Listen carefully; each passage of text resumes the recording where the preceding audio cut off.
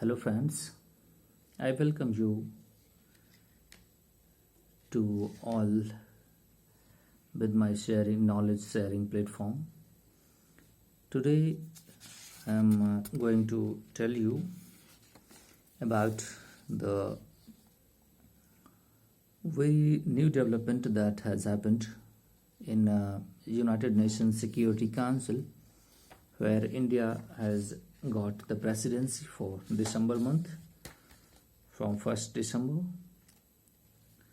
and the permanent representative of India into the United Nations Security Council, Ruchira Kamboj, who is representing the India there into the 15-member assembly, 5 permanent member, as you all of know that, and 10 non-permanent member coming into the United Nations chair for 2 years, and India is one of the non-permanent members as well. So India took the step, two things on this August House. First one is that India raised the issue of terrorism. The two signature events India raised. First one is that the terrorism, and second one is the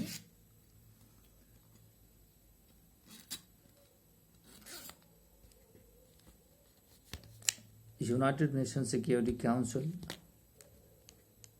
reform. Why reform? What are the reasons for which these two developments India took forward to this August House? The reason is that we are suffering from terrorism greatly, and the Ukraine war and many wars into the world. We have our on claim. India has on claim to become United Nations Security Council permanent member. Reason is that we are the largest democracy, and we have no representation in the world order. We have no say in the world affair. Why? We are a freedom society. We have human value. We are respecting multiple religions. Every religion in the world living in this country with harmony. Billions people living here. One of 6 people living in India, and no representation into the world affairs. What is that? This is the natural justice? Absolutely not. So it's I think I would say that it's my part that I have to take part to the reform process to be say in the world affairs. As terrorism, I am saying this statement given by India's representative into the National Council. She said that there is no terrorism of classified terrorism, good terrorism or bad terrorism. Terrorism must be all in forms, and manifestation must be condemned. Okay? There is no justification for this. Right terrorism or bad terrorism, good terrorism, bad terrorism, right way or wrong way, whatever the way is, it is condemnable. There cannot be an exception or justification for any act of terrorism, regardless of its motivation and whoever, whenever, and by whomever committed. Good and bad terrorism Terrorists for political convenience, religious or ideological motivated, with dilute the shared global commitment to fighting terrorism. Actually, he's saying some countries is actually politically conveniently using the good terrorism or bad terrorism, just like China has done three or four times. They protected Masood Azhar kind of persons into the United Nations Security Council for blocking his name into the terrorist list. So actually China is hindering the process of listing of terrorists. Many times,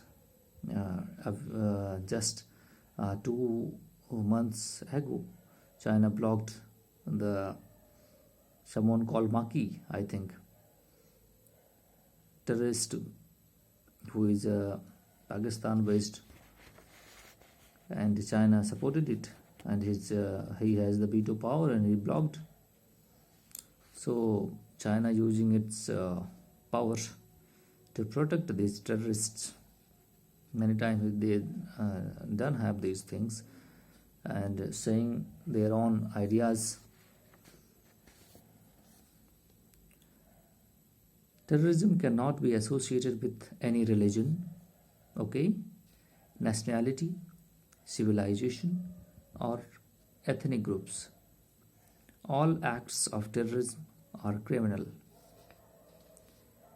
Terrorism in all its forms and manifestation must be condemned, and we have to take immediate action on all form of good or bad terrorism. India's current president, Miss Ruchira Kamboj, Kamboj, Kamboj, India's president there, 15th Member Council, Unsc, will hold 2 signature events on reformed multilateral institution, Unsc, and counter-terrorism, to be chaired by the Mr. S. Jaishankar. Mr. S. Jaishankar is going to United States to join the Unsc, and he will also put forth his thought in the next 2 days. Global counter-terrorism approach, threat to all international peace and security caused by the terrorist acts. 9/11 attack 2001 were a turning point in the global approach to counter-terrorism. London, Mumbai,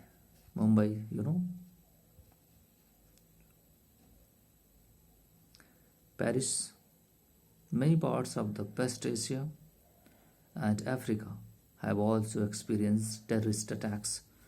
2 years ago, there was an attack in New Zealand and Sri Lanka.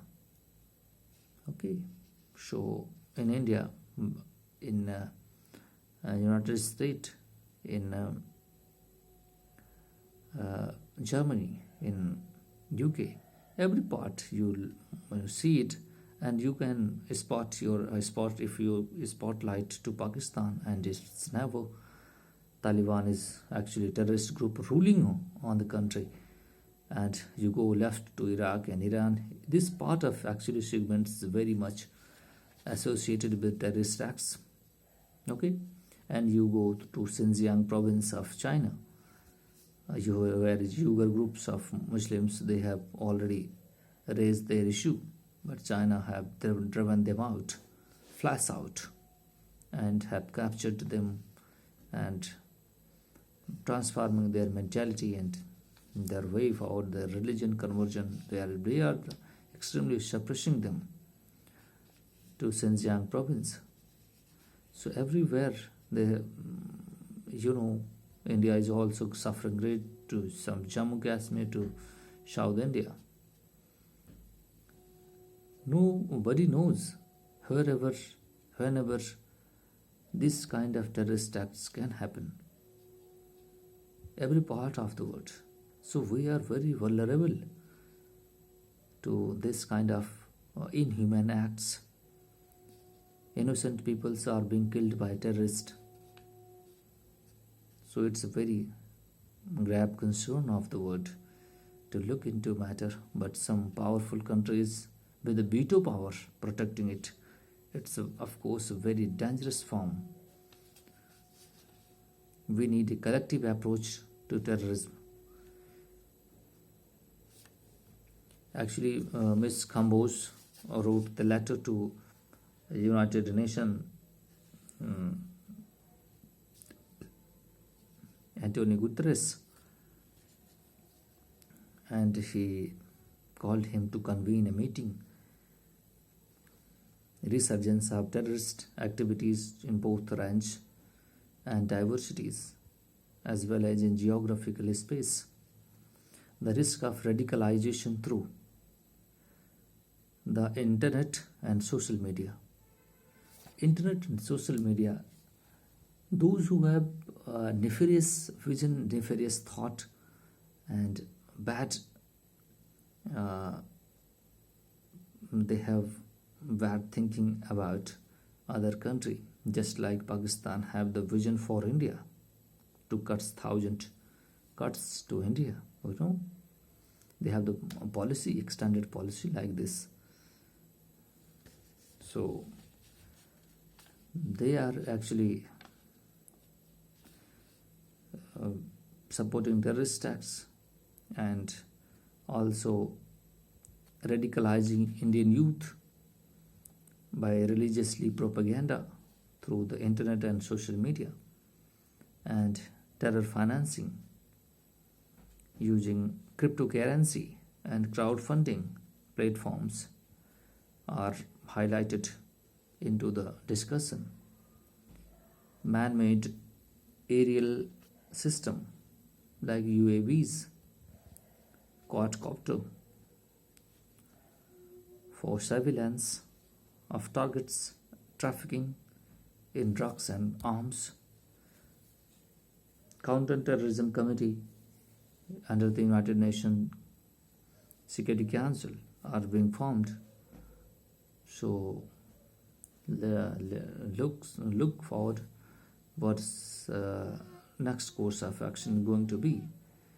I will share next detail, but this incident actually went into discussion with very great detail, and India's next thing to United Nations Security Council reform. I will make next video on that. Stay tuned with me. Thank you for cooperating with me.